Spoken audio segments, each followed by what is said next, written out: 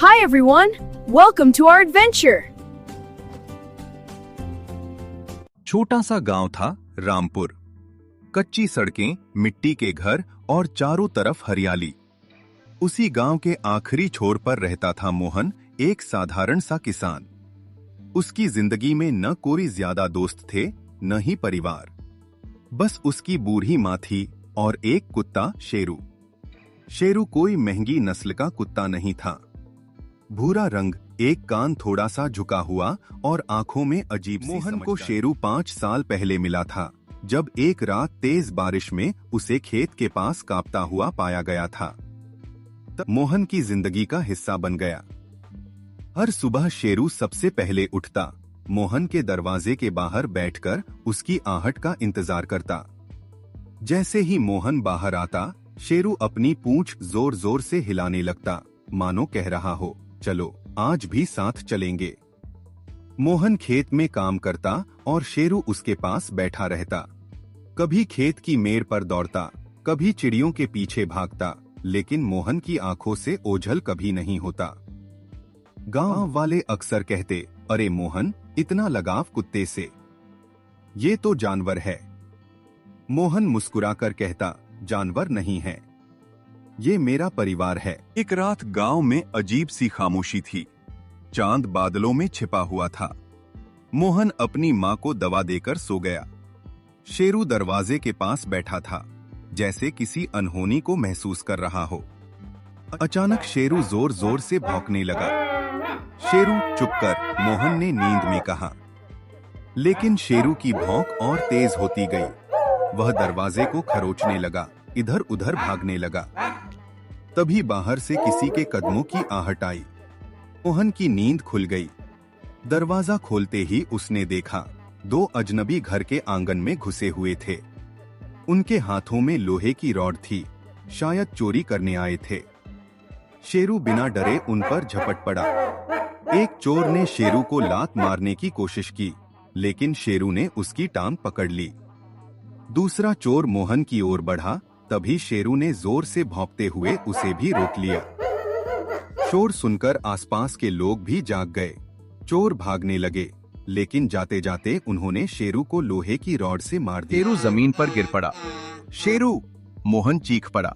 वह शेरू को उठाकर अंदर लाया। शेरू की सांसें धीमी हो रही थीं। उसकी आंखें मोहन की ओर देख रही थीं। वही भरोसा, वही अपनापन। मोहन रोते हुए बोला, मैं यही हूँ शेरू, तू कुछ नहीं होगा। शेरू ने आखिरी बार अपनी पूंछ हिलाई और फिर सब कुछ शांत हो गया। उस रात मोहन पहली बार जोर जोर से रोया, जैसे उसने अपना भाई खो दिया हो। अगले दिन पूरा गांव इकट्ठा हुआ। उसी जगह शेरू को दफनाया गया जहां वह रोज मोहन का इंतजार करता था। मोहन ने वहां एक छोटा सा पौधा लगाया। आज भी मोहन जब खेत से लौटता है, उस पौधे के पास रुकता है।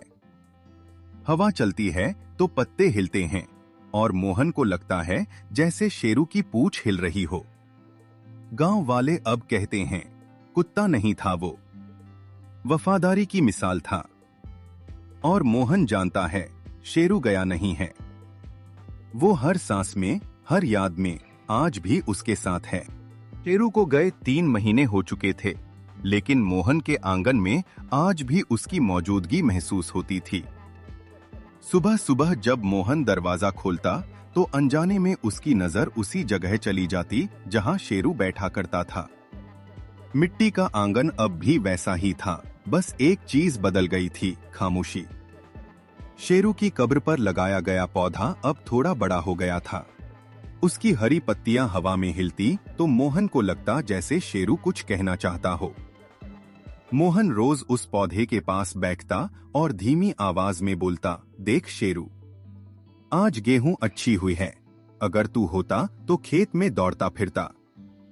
उसकी बूढ़ी माँ सब देखती, कुछ कहती नहीं, बस आंखों से आंसू बहा लेती। वही आवाज। एक रात मोहन को नींद नहीं आ रही थी। बाहर आधा चांद चमक रहा था। अचानक उसे किसी के चलने की आहट सुनाई दी। खड़ खड़। मोहन चौंक गया। कौन है? उसने आवाज लगाई। कोई जवाब नहीं। तभी उसे साफ साफ भौंकने की आवाज सुनाई दी। वही आवाज जो वह सालों से सुनता आया था। उसका दिल जोर जोर से धड़कने लगा। मोहन जल्दी से बाहर निकला। वाले पौधे के पास हल्की सी हलचल थी, पत्तियां बिना हवा के हिल रही थीं। अचानक उसे एहसास हुआ, ये डर नहीं था, ये सुरक्षा का एहसास था। उस रात मोहन चैन से सोया। अगली सुबह मोहन खेत की तरफ जा रहा था, तभी रास्ते में उसे एक छोटा सा पिल्ला दिखा, गंदा, भूखा और डरा हुआ। पिल्ला उसे देखते ही पूंछ हिलाने लगा। मोहन ठिठक गया। अजीब बात है, उसने सोचा, शेरू भी ऐसे ही मिला था। पिल्ले की आंखों में वही भरोसा था। मोहन उसे घर ले आया। मां ने धीरे से कहा, बेटा इसे रख ले, शायद भगवान ने शेरू को वापस भेज दिया हो। मोहन ने पिल्ले का नाम। दिन बीतते गए, वीरू बड़ा होने लगा और उसके अंदाज मोहन को हैरान करने लगे। वही जगह बैठना, वही सुबह दरवाजे पर इंतजार करना, यहाँ तक कि खेत की मेड़ पर वही गोल गोल घूमना। एक दिन मोहन ने मजाक में कहा, शेरू तू ही है ना? वीरू उसकी तरफ देखकर भौंका, जैसे जवाब दे रहा। खेत में आग लग गई। तेज हवा से आग फैलने लगी। मोहन आग बुझाने की कोशिश कर रहा था, तभी उसका पैर फिसला और वह जमीन पर गिर पड़ा। आग उसकी तरफ बढ़ रही थी। वीरू जोर जोर से भौंकने लगा। वह गांव की तरफ दौड़ा और हर घर के सामने भौंकता रहा। लोग जाग गए, सब दौड़कर खेत की ओर आए और मोहन को बचा गई। मोहन ने वीरू को सीने से लगा लिया, आंखों से आंसू बहते हुए बोला, शेरू ने एक बार मेरी जान बचाई थी और तूने दूसरी बार। आज गांव में सब कहते हैं शेरू की आत्मा वीरू में है, लेकिन मोहन जानता है वफादारी आत्मा नहीं बदलती, वो सीख बनकर जिंदा रहती है। शेरू ने सिखाया था प्यार करना, रक्षा करना और आखिरी सांस तक साथ निभाना, और वही सीख अब वीरू निभा रहा था। शेरू मिट्टी में था, लेकिन उसकी कसम, उसकी वफादारी आज भी मोहन के साथ चल रही थी।